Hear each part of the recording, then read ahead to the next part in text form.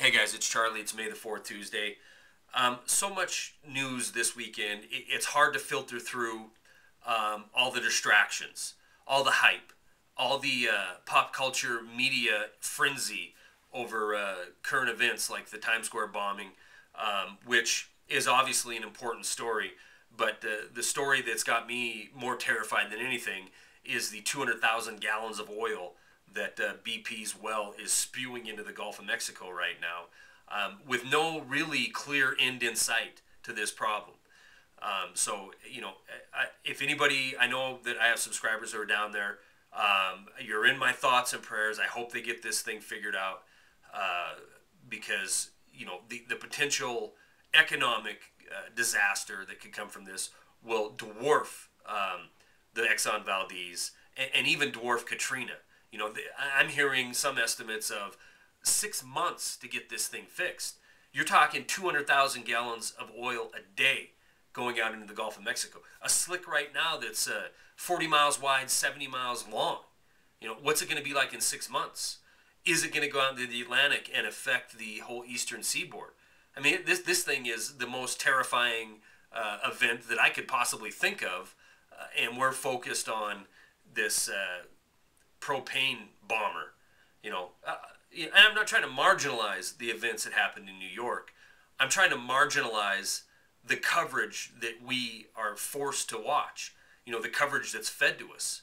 It is a story. It's a story of utter failure by our government agencies, fatherland security, billions, hundreds of billions of dollars spent every year on preventing terrorist attacks in this country, and it's one failure after another.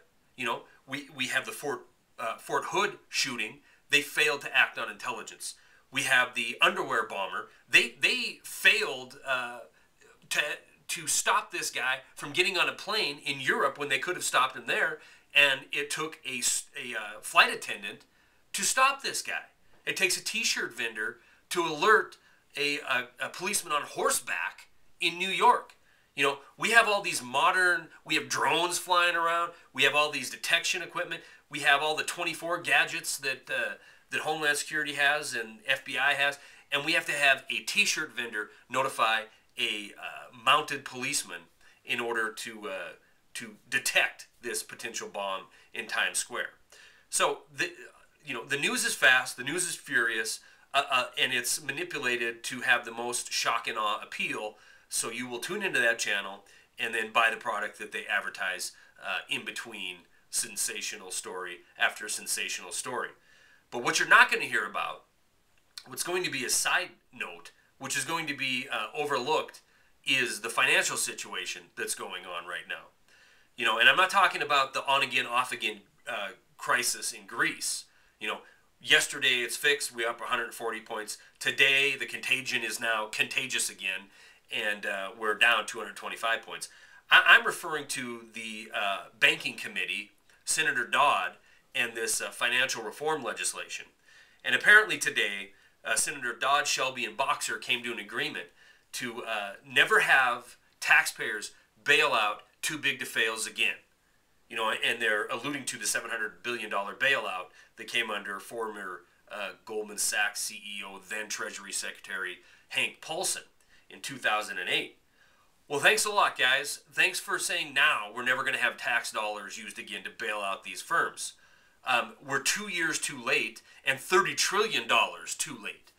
Goldman Sachs, Citi, JP Morgan, they don't need bailouts anymore because they don't have toxic assets anymore. The American people now have the toxic assets. These companies are healthy, whole, and complete. Their private debt has been made public. Their TARP money, 2% of the bailout money, 2% of the total bailout money, has been, for the most part, repaid. And they don't have to worry about their derivatives anymore. They don't have to worry about their troubled assets anymore because the taxpayer is now responsible for them. What's this going to lead to? Well, it's leading to record profits for banks because, as you'll read in the story I'm going to attach to this video, they're taking money from the Federal Reserve at zero, and they're turning around and buying U.S. Treasuries. They're doing this for a couple reasons. One, it's keeping the interest rates low. Two, They're making more money with the small amount of interest they make from the treasuries than they would from lending the money out, because it's a lot more risky to lend money in the middle of a depression than it is to lend the money back to the government that you just borrowed from the government at zero, collect 3%, and fund the juggernaut that is Washington, D.C. There is no recovery, folks. There is no green shoots. What we are heading toward is exactly what we see in Greece.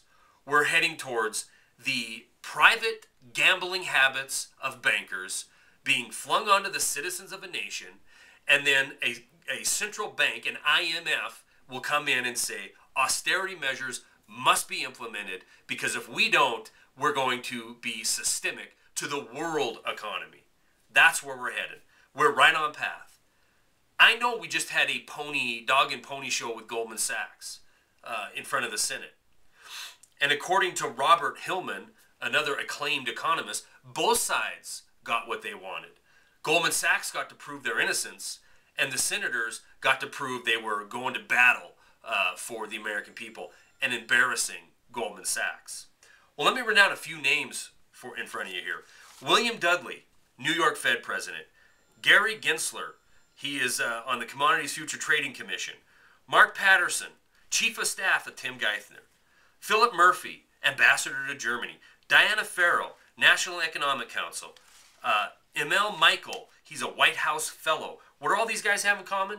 Well, they all used to work for Goldman Sachs, and now they're all involved in the government. The same Goldman Sachs that had a pony trial is infiltrated our government, and in fact is running our government. So now they're going to tell us that the financial legislation is going to fix all the problems. Well, what's it going to do? It's going to put regulation, in more power in the hands of the Federal Reserve to control their brethren on Wall Street. Are you kidding me? All the competition for the oligarchs has been effectively destroyed in the last 2 years. All their debts have been wiped out, put on the backs of the American people.